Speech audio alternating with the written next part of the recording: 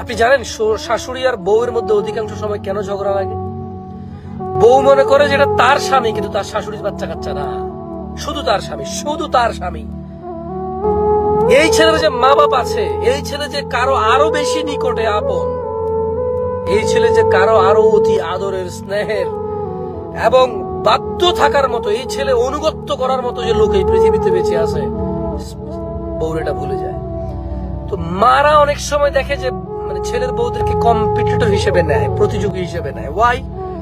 Because ছেলে এতদিন মা এটা করতাম নি, মা ওটা করতাম নি, মা এটা নিতাম নি, মা ওটা নিতাম নি, মা বিদেশ থেকে আসবো কিতা কিতা আনতাম, কার লাগে আনতাম, এভাবে মা মা মা মা মা মা। আমি বলছি না যে বিয়ের পরে বউকে গুরুত্ব দিবে না, তবে মারা দেখে যে মারা ছেলের বউ নিয়ে আসে নাই, একটা প্রতিযোগী নিয়ে আসছে।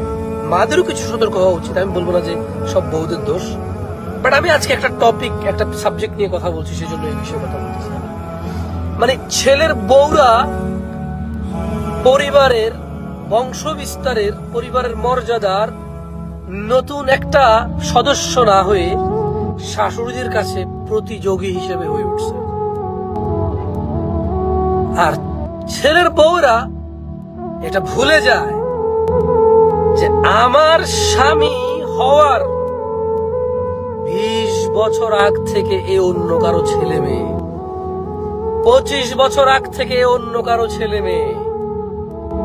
বউরা ভুলে যায় যে ও যখন ছোটবেলায় ওর স্বামীর টাইফয়েড হয়েছিল, এই মহিলা জেগে জেগে সেবা যত্ন করে নাই, তার মা করেছে। বউরা ভুলে যায় ইভেন এই মেয়েটাকে সে পছন্দ করে তার মাই দিছে, যে হ্যাঁ এই মেয়েটাকে বিয়ে করো বাবা, মেয়েটা দেখতে শুনতে খুবই সুন্দর, বংশমর্যাদা ভালো, মেয়ের বাপ ভালো, ভালো পরিবার, শিক্ষিতা, মাই বলে। অবাক করা বিষয়, অবাক লাগে। মেয়ে বিয়েতে কান্নাকাটি এখনো হয় হয়তো, তবে অবাক করা একটা বিষয় সংযুক্ত হয়েছে যে ছেলে বিয়েতে মায়ের মন খুব খারাপ থাকে। কারণ ঘরে বরকতের বিষয় তারা মানে খেয়াল করতে পারে না। কেন? প্রতিযোগী কি কেউ কি ইগনোর করতে পারে?